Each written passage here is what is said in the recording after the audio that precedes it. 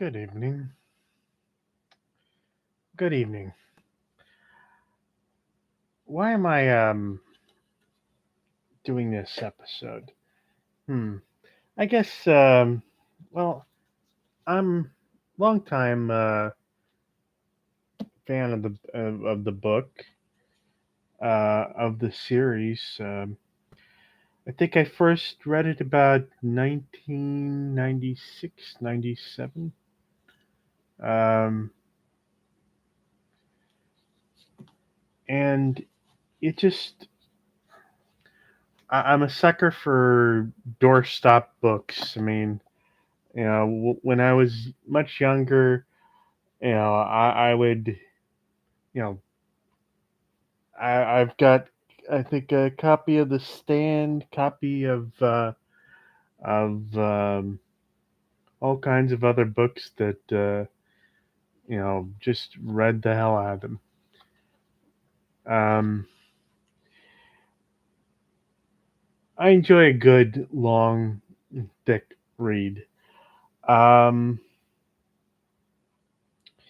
and so I've, in fact, I enjoy a lot of reading. This is one thing.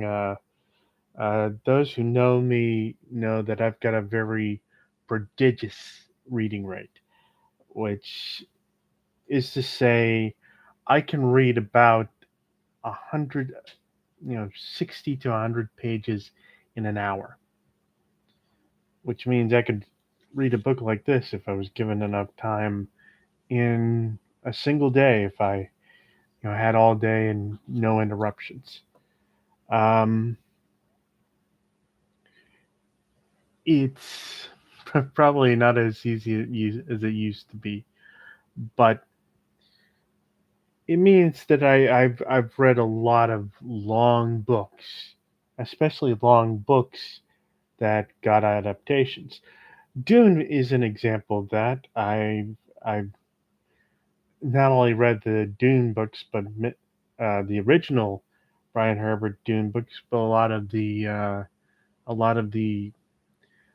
um Brian Herbert and Kevin J. Anderson books as well, which I know people, you know, they're right to say that they're not as classic as the ones um, that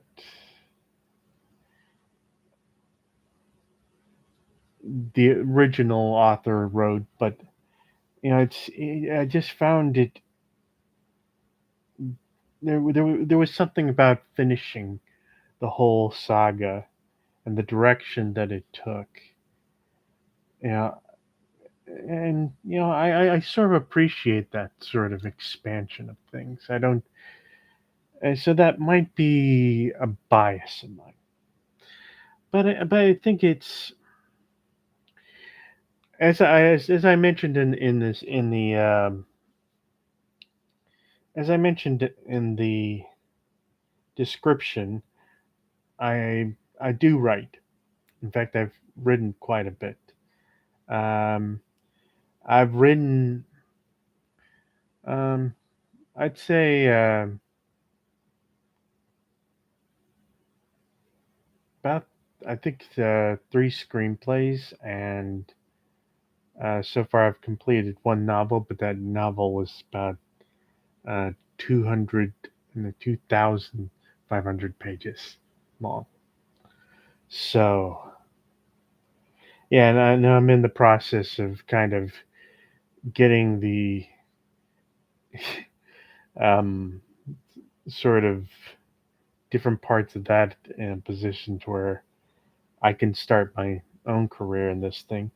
But I say that not to say that I'm some bloody expert on it, but because I'm still, it's still I have a long way to go, you know, at, at the very least in terms of getting published or anything like that. But there is some value to being not just on not just having written something a big uh, what I wrote was a big epic fantasy basically. And so I've got not I've got experience in how difficult it can be to wrangle a epic fantasy plot and to keep it under control. I mean, when folks talk about what's going on with George R. R. Martin and the Song of Ice and Fire book series, I can sympathize with the man because this series likely went far beyond what he expected to write. And, he's not the world's quickest writer, so he's having to do a lot of work. I can also understand what happened with Robert Jordan and the book series that he never got the chance to finish himself. That unfortunately, because of his death, Brandon Sanderson had to finish up instead. And I've had the I'm not just a I'm not just somebody who's had a lot of experience, at least practically speaking, in terms of you know the reason that the work I mentioned expanded out to 2,500 pages uh, is basically I had this sort of subplot, and so I built up a whole bunch of characters, and then the characters, you know, kind of built, subplots built around the characters, and then I had to fill in that, and then you know, it was just one thing led to another, and in exploring the universe, the content expanded, and it expanded mercilessly, much further than I really intended ever to go. And so, it's what, and part of it is, I have these, I had these outlines that I worked out, that had Act One, Act Two, Act Three.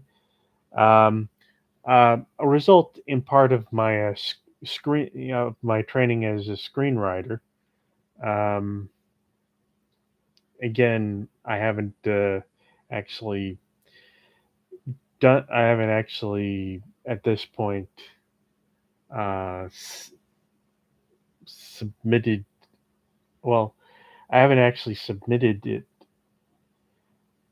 um, or sold anything. And I know that folks might go, "Oh, you're pathetic for that." I've completed the works. So and I'm somewhat on the autism spectrum, so a lot of the networking stuff and a lot of the other stuff is a lot harder for me than just the writing stuff. But one thing to note with all this is I've got I'm not just a veteran in terms of having written a lot of stuff, having fleshed out a lot of things. I'm also experienced as a reader and of books and a watcher of movies and TV shows. So I've got a whole bunch. You know, I used to watch two movies every time I visited the movie theaters, and I used to visit the movie theaters every Friday. I also used to take out, 10, 14 books at a time and read them all. And it wouldn't just be fantasy and science fiction. Uh, it would be Elmore Leonard novels and, you know, Kay Scarpetta novels and, you know, and Anne Rice um, as Stephen King and Arthur C. You know,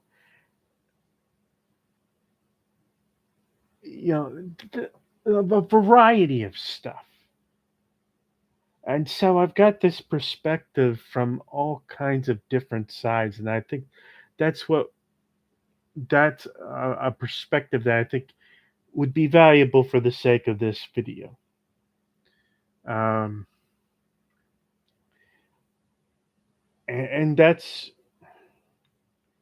where I think I have some valuable perspective, in that I know how difficult it is to go from a book where you can just you I mean, rereading this, rereading The Eye of the World, I'm struck by the long, sort of luxurious and enjoyable, mind you, scenes of description in this book. But at the same time, I know that 90% of that description, 95, first of all, in a visual medium, it would not be necessary. Because you can show, for example, a sword. You can just show the sword. You can just show the the costume. The costume can, a picture is worth 1,000 words, and that 1,000 words instantly, instantly. You might have to pause a little bit to let somebody take it in, but it's there. It's there, and you don't need to do the description. But what you do have to compress is how much you have people do dialogue. This is something that, I mean, when I was back in college, doing, learning my, before I took a screenwriting class, I talked to a professor in, um, I talked to a professor, I think, in the English department at Baylor University. I'm not going to give his name out, but uh, he, he I had started trying to do sort of a screenplay on my own, and when I presented to him that I had about 100 pages of this thing written, I thought nothing of that, because I knew that as a I knew as a budding novelist that already started writing stuff. Um, I knew that that was not a very long passage in a book. The- And the guy's response, and it kind of took me aback, was that it was way too, that was way too long. 100 pages was way too long for a screenplay. For this to be the beginning of a screenplay, and I was taken aback by that, because if you're doing prose, 100 pages is not even 100 pages for an epic story, for example. And it's not that terribly, 100. You are 160 something pages into the eye of the world before you even get out of town. Literally, before you leave town, it's 160 pages in. But 160 pages into your typical screenplay is in some cases already over and probably into the next sequel, or alternatively, you are near the end of a truly epic length movie. Because take if you take about a page a minute as your timeline, 165 pages in a screenplay is 165 minutes in, which is 2 hours and 45 minutes, roughly speaking. A full 3 hours would be 180. 180 pages, 180 minutes. That's a full 3 hours. And think about if you're doing 4 hours.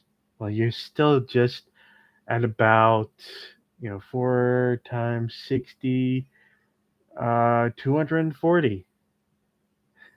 If you look at your average novel, that's about the length of many of the Elmore Leonard novels that I read, and those are relatively short. Again, there's you can kind of compress somewhat by condensing action description, condensing description. Because you don't have to detail everything with a movie. But there is something that I found is mercilessly difficult to get the timing right on, and that is dialogue. You can have pages and pages worth of dialogue in a book conversation, but if you take that long in a screenplay, it's going to thicken things up. So there's also the issue of, and this we run into this with the Dune adaptation by David Lynch. There's also the issue of projecting the thoughts of the characters. And, think of everything that all the characters think in an average novel, what goes through their heads. You get a lot of picture of what goes through their heads because if you're reading a book, if you're reading a book, you can get, he considered da da da da da da da. Da. He went back to the consideration of the gate. Da da da da da da. He felt great relief once they were beyond the gate. Uh, Narration of exposition. Soon they would reach the river and meet Moiraine. Uh, a Trolloc, you get how much of it is point of view, how much of this is, you know, how much of this is just things that would never, things that, unless somebody literally said this or narrated this would not show up in a dramatic performance.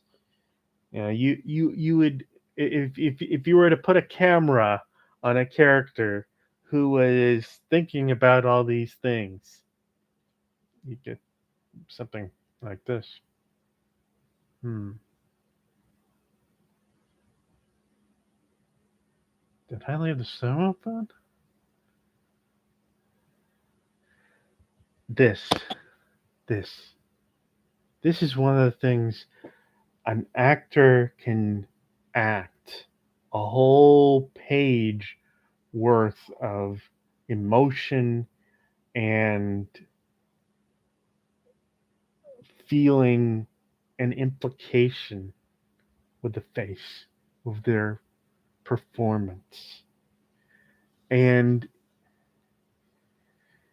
it's one of the things that Denis Villeneuve did right with their Dune adaptation. There's practically no um, voiceover narration. as far as I can see, that wasn't diegetic, or which is to say, um, justified by a character saying something in the actual scene. But he focused more on the character's emotional states of expressing that, displaying that. And I think that's a key and critical thing to think of, is that all these emotions you might pick up by reading the text here, that text is not available to an audience watching a dramatic story. And it's also it would it land way if they did that, if they just read out the text, because you reading the text and interpreting it and kind of having that flow through your stream of consciousness, that will be different than having somebody just say it, just, you know, speak it. I mean, if you're doing a 21-hour audio adaptation where you can have the actor or performer doing the narration, you can have them go on in that way, and it will have its effect. But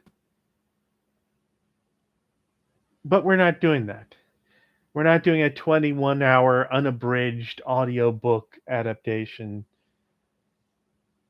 We're doing a an about 8-hour long TV adaptation, which means that there's going to be an awful lot cut out. Now we get to things of adaptation. Adaptations can be very challenging.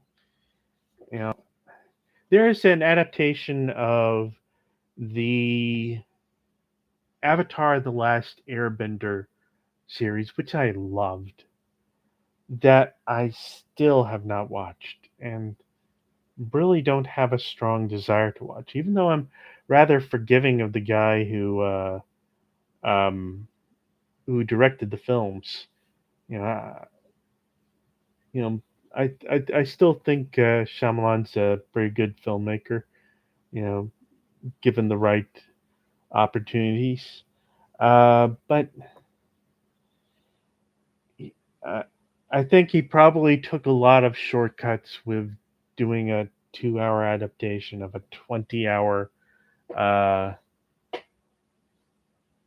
you know, that was a case where perhaps he was trying. I mean,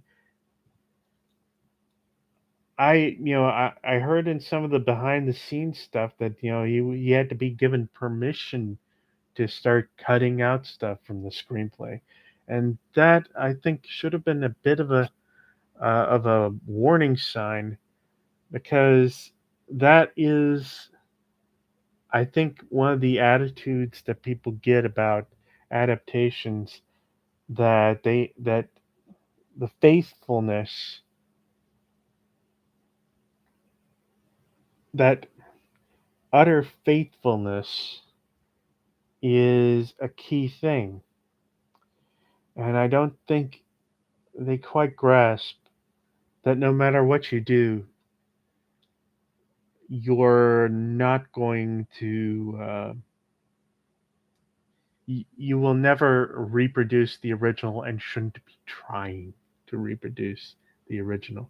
The original exists. This thing exists, and it is what it is.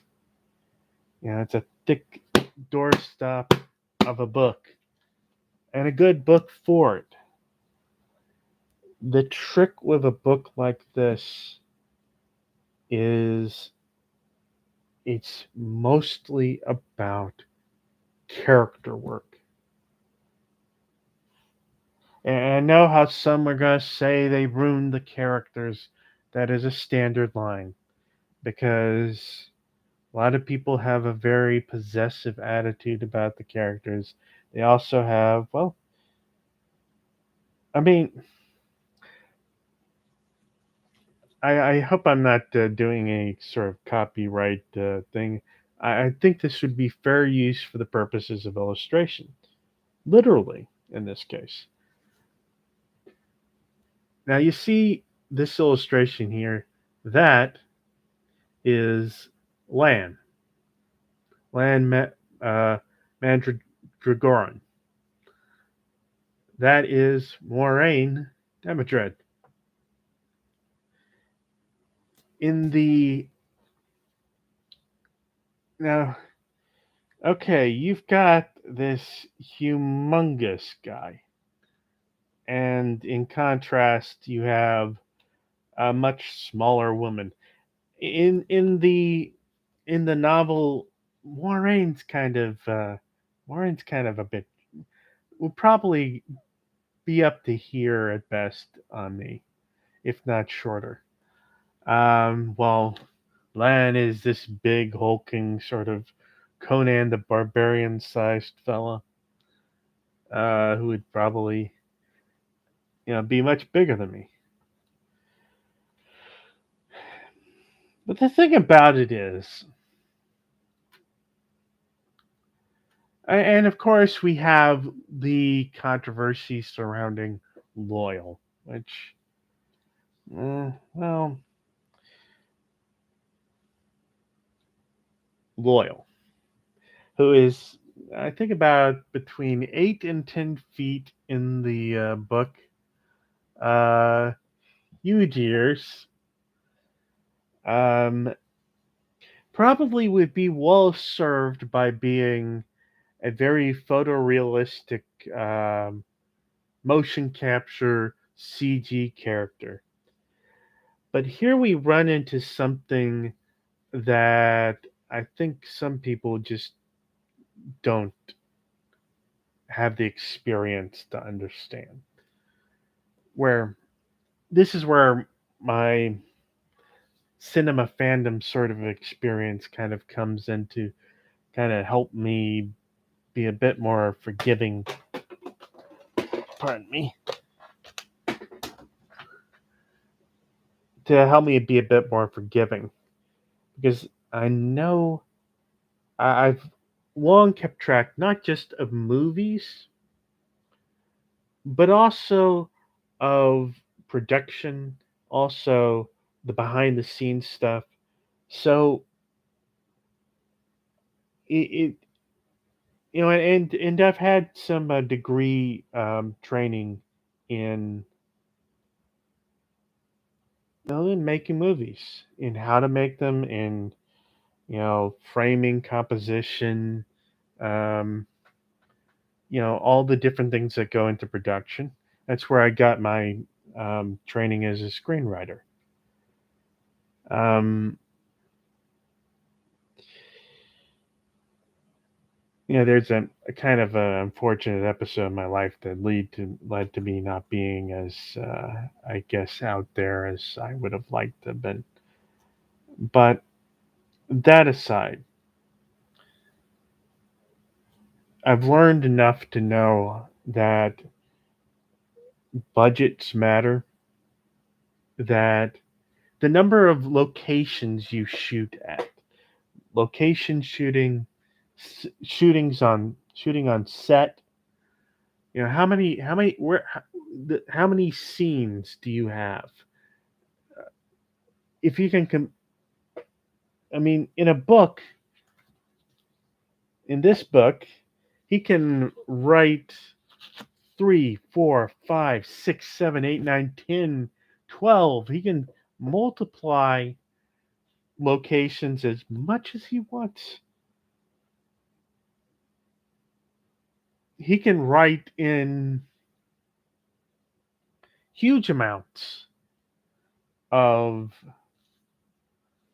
all kinds of different scenes. And it does not cost that book writer anything to proliferate settings and scenes. I mean, they might be kind of diluted the value of them by having so many, but that's not a production cost. That is a cost in enjoyability. So, but this book, when Robert Jordan wrote it, the number of locations was not a concern to him in terms of how much it would cost for him to write it. Because, you know, I guess the one way of putting it is talk is cheap. Talk is cheap, and basically, what is writing but putting talk into letters, into words on a page. So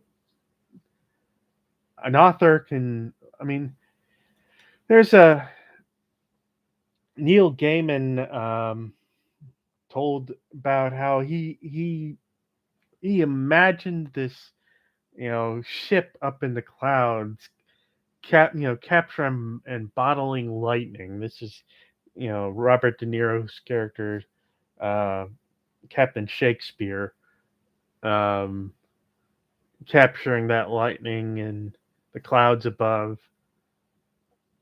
And he marveled that about how that one decision led to this big budget item in the form of a gimbal mounted uh, replication of that ship in solid produced set form.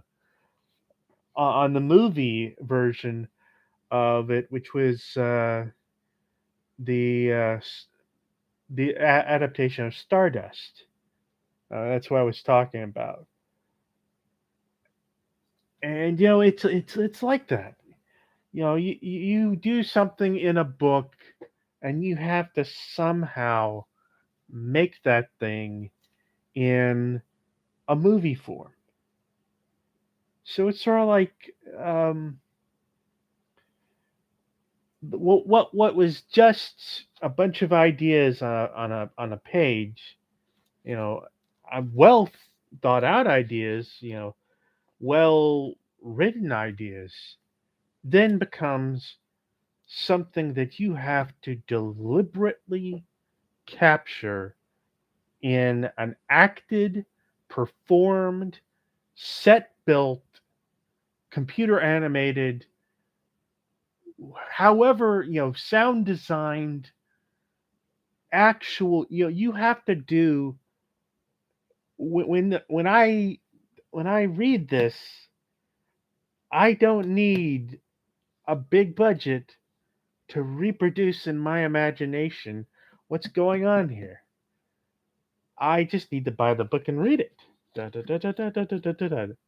My imagination does the rest.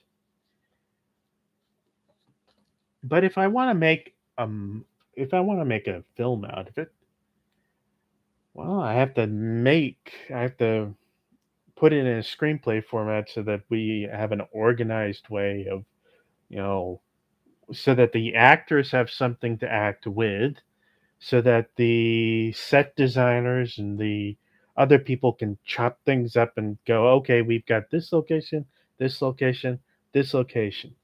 I mean, let me get into let me point something out. Book the episode 5. I think episode 5 is what they might call a bottle episode. I know folks may not understand what I mean by that, but a bottle episode is okay. You have spent a lot on other episodes, or you're going to spend a lot on other episodes. And given what's to come in the adaptation of this book, The Eye of the World, there's a big finale of some sort, and they have to save up money for that. Well, what is 5 doing? What is episode 5 doing? I mean, it's got some vistas, it's got some nice, sets and backlot sort of stuff going on. It's got some nice location shooting, but I'm thinking that there's a lot of stuff that they're doing in that episode that kind of reduces the overhead in a way. For one thing, they have multiple scenes set in particular places, like multiple scenes set in that hall outside the warder's quarters, 2 or 3 or 4 times they use that particular location. Same thing with Rand and Matt's room in I think the Light's Blessing. I think that's I learned on some one of the many podcast slash Wheel of Time sort of shows that's what that place is called. Um, Itself a kind of a reflection of a decision they made. Um, and then there is the Child Valda's tent. A number of scenes are set in Child Valda's tent. A number of scenes are set in the Aes Sedai's quarters. I don't think this is an odd coincidence. I think it was deliberate on their part, and it reflects people who know how to do, how to economize on a production. And I think you'll see a lot of that. I mean, saw it in episode 4. They keep on going back to the cave. They have that cave where they do a lot of that location, a lot of that the drama surrounding Logain. Um, they in I mean, you'll see it in once you realize it's happening, you'll see it in multiple places because what they're doing is they're essentially saying, okay, is it absolutely necessary to have a new location, or can we reuse an old location, or we reuse the same location multiple times to get our money's worth out of the sets? And that's part of how you do effective economizing for a work like this. But another example is the choice to make Loyal a practical creature rather than having him be CG. Now, I would have loved to have him be, just as he is in the books. Uh, but I respect the decision for what they did. And part of the reason why I respect that decision, really, is that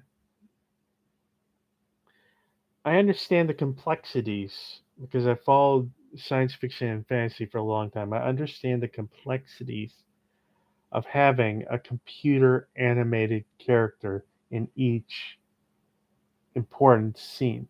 If we were doing this as a feature film, you probably have the budget to make Loyal a a CGI creature, and he could look pretty good. I mean, they do a great Hulk. I mean, what would Loyal be other than sort of like the smart Hulk out of Avengers Endgame? Now that would be your model for it. But with Avengers Endgame, they have hundreds of millions of dollars to do the motion capture on what Mark Ruffalo, the actor for that. They have hundreds of millions of dollars to do that motion capture and to animate him at each interval. They had hundreds of millions of dollars to, in fact, take motion capture suits, put those on the actors, and then later fill in the nifty looking time travel suits for that sequence. But that's not something you could do on a more modestly budgeted thing a like the Wheel of Time series. And that was a choice they made. It's also, you had Loial there to be reacted against by the actor who plays Rand, and that's a marvelous thing to have. And that's part of the thing. You put together a character for a movie, for a TV show. Um, you put together a character like that, and it's like, where do you start? How do you do the characterization in a way that comes across as that character? If you were to follow what's in the books, word for word, would that create the same effect if you did it in the movie? A lot of the a lot of the internal dialogue of a lot of the internal dialogue that you see in David Lynch's Dune is probably true to the books, but that doesn't prevent it from being kind of intrusive, kind of funky, off-putting in a way. Voiceover being, just you got somebody saying it's like, he said, "Why the Duke's son?" Or, "We must test him immediately." That as a thought, it's like, would you want, like Rand standing around and, like, let's see, let's see.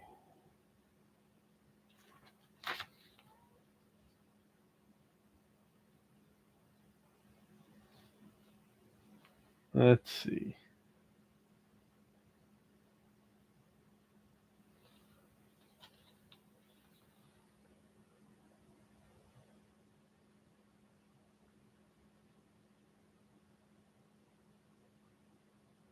Well,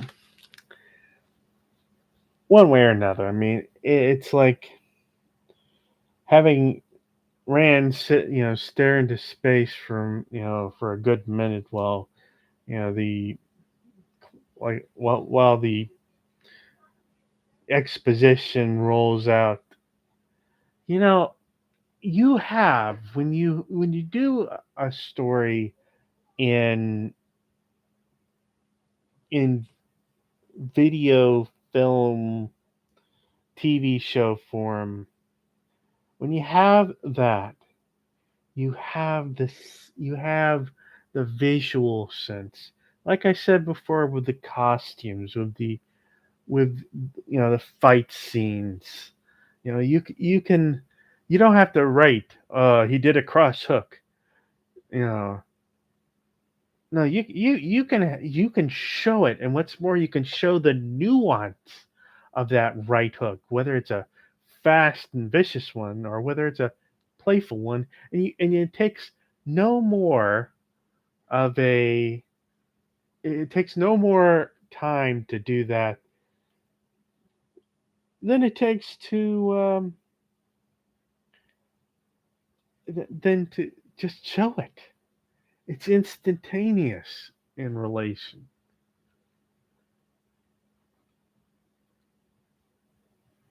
You have an idea. You have a character, a structure of characteristics. In a book, you would present it one way, and it would work one way. In a movie or a TV show, well, showing things dramatically, showing things within the course of a developing scene is often better than just informing people of it. Especially especially if you want the audience to buy into that being the nature of the character. Rather than have, Rand go nerd when Loial just keeps on when no, Loyal drops some knowledge. No, what you do is you have Loyal just keep on talking beyond the end of the when Rand or the others are paying attention to him. You have him, the gestures, the way he carried himself, the attitude that he took. People complain about the way they've changed around things for the characters, but when you're doing a dramatic work, it is more important to show than to tell.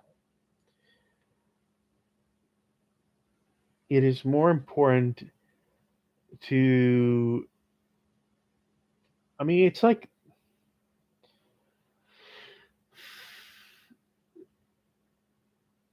when you read an actor prepares. There is a scene in the book, that Stanislavski wrote, that he has this girl do a scene where she's looking for a lost watch, a valuable lost watch. And she's doing all sorts of the, classic sort of dramatic tropes. And what he has her do instead is work on the tempo of it. Work on, this, if you're looking through, you're looking through you're turning things over. You're kind of, you're indicating the importance of it through the tempo, the rhythm, maybe the abrupt changes in motion, the abrupt, you are not, you do that, and you're going to get a lot more mileage than, oh, woe is me, I cannot find the watch. No, instead it's, damn it, where is the watch? Where is it going? And this is, part of why we appreciate the method in modern acting more than the old sort of showy sort of, because what doing it that way allows the meaning to emerge out of the actions, allows things to, be read directly from the signs we would look for if we were dealing with um, a child who is frantically looking for something. You know, who had, they have a glassy-eyed look of worry. Um, if a child had given up on it, the child might begin to cry. Oh my god! Oh my god! Or if we're dealing with a more mature adult, the adult might just sit down and look forward for a little bit and just say, "Hmm, okay." And you might then be able to have the character look to one place, saying, "I know I was over there when I last saw it, but I saw this, da da da dun, da da da dun, dun, dun, dun." That would tell you something about the character. that would tell you something about a more deliberate character. Another character might go, "Ah, da, da, da, da, da, da, da." They might snap at people, did you take that watch? Did you take that watch? And yet another one might ask a few, sort of innocent sounding questions that you might later on realize were sort of testing them to see something else. I'm just trying to illustrate here that there's a sort of pardon me.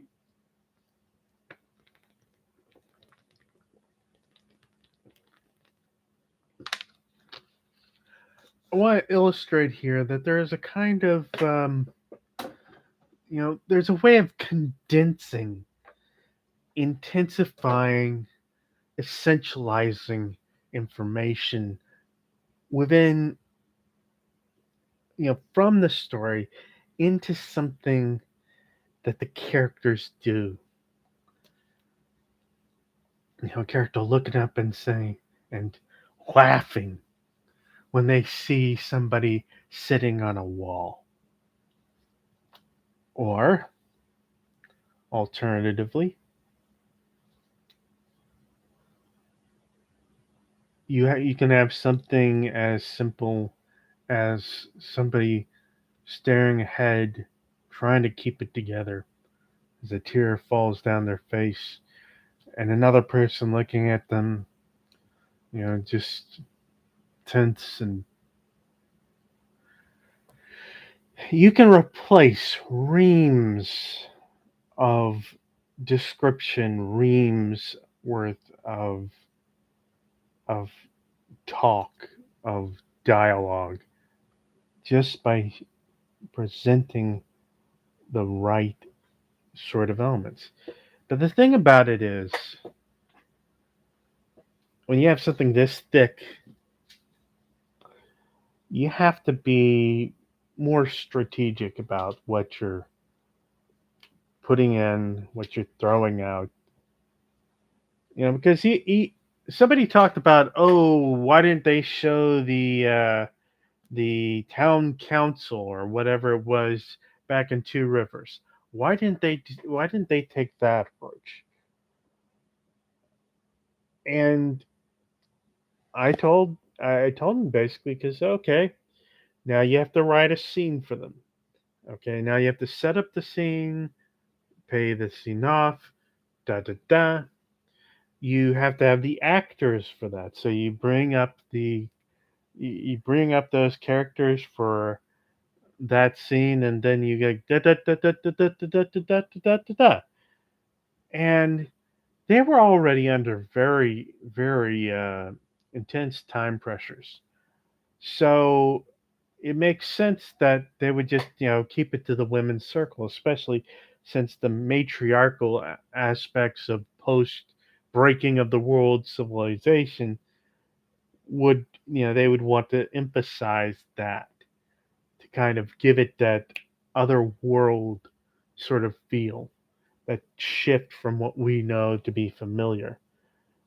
That doesn't mean it doesn't exist. It doesn't mean you can't go back and have. I mean, especially for the scenes in which you know much later, and this is why I do this whole heavy spoilers for all the books. There are scenes later in which well, Perrin and others talk are dealing with the town and the townspeople, preparing them for the defense, and doing all the talking stuff. That's where you might find that's where it might be useful to show the town council, to show the men of the village doing their part in the governance. And you don't have any sort of it hasn't been ruled out uh, yet in the text. And I think that's something to keep in mind, is that not everything they leave out necessarily doesn't exist.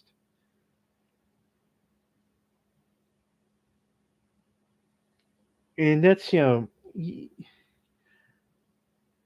guess my overall point is there's a lot you need to rearrange when you're doing a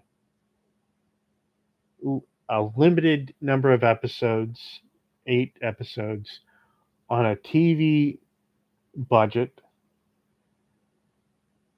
with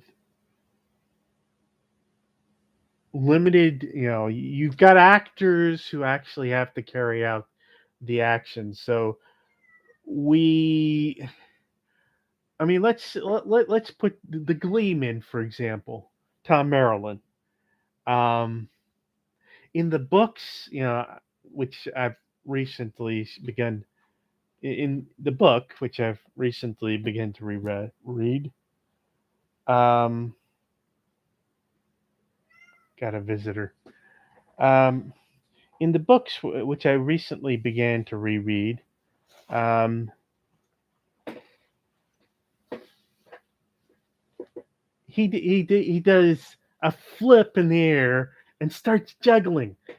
A writer writing that, of course, they can cast an old man to do that, and have the old man do whatever they want. They can have the old man, juggling 5 women at a time, in the air. But the trick of it is going to be that you have to get a stunt performer who can do that, or a special effect. And you have to essentially set that whole thing up, and that's a lot of expense. That's a lot of money. And what would it look right? Would it create the badass effect that it does in the book? Would it be appropriate for the tone of the series? This is part of this is part of the problem of wanting things to be so close to the books at all times, is that what you can imagine in this, a production has to actually realize, with either physical human beings or expensive rendered pixels that do not necessarily look right. They could CG, Tom Maryland doing the flips and doing the juggling and everything, or they could have to hire stunt performers and, artists who can do the juggling. They could do everything as you remember it. But would it what how would that go with the tone of the rest of the story? How would that look?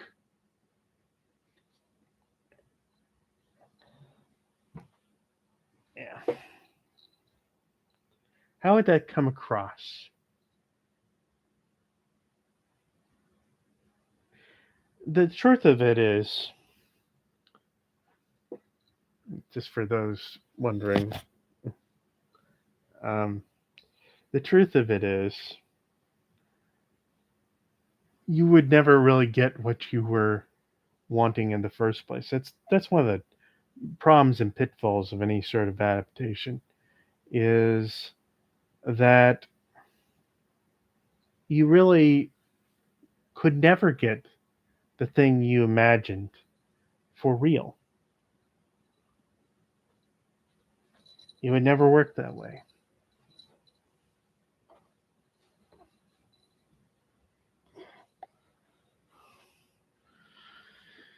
And that's the thing. I think the lesson I would take.